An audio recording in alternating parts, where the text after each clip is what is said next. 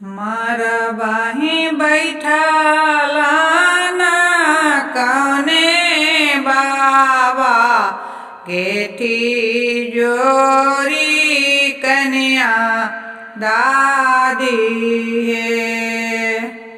मारा बाही बैठला ना कौने बाबा गेठी जोरी कन्या दादी है।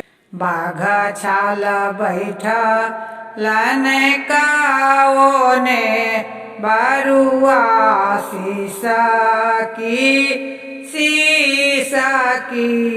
रोए।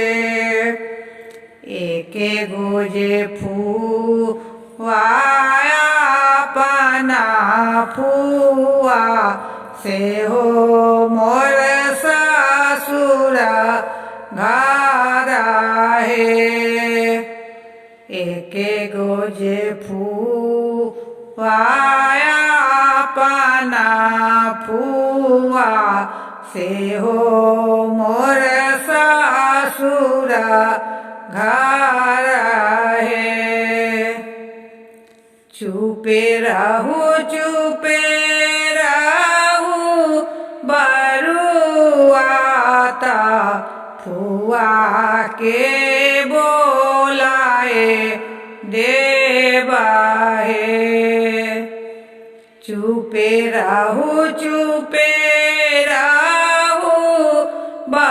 बरुआता फुआ के बोलाए देवा है।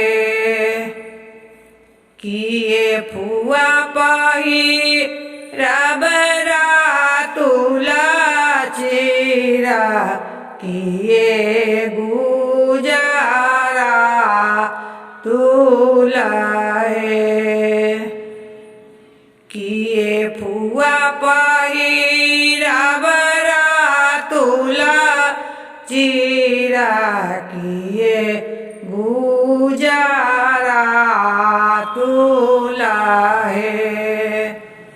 किए फुआ पाही रब पियारा सारी लापारी पारी छावा है। किए फुआ पाही रब पियारा सारी लापारी पारी छावा है। नाए बबुआ पहिराब रातुल चीरा नाए गुजारा तुला है। नाए फुआ पहिराब रातुला चीरा नाए गुजारा तुला है। पियारी बस्तारा हामा पहिरावा लापारी पारी छावा है। पियारी बस्तारा में पहिरावा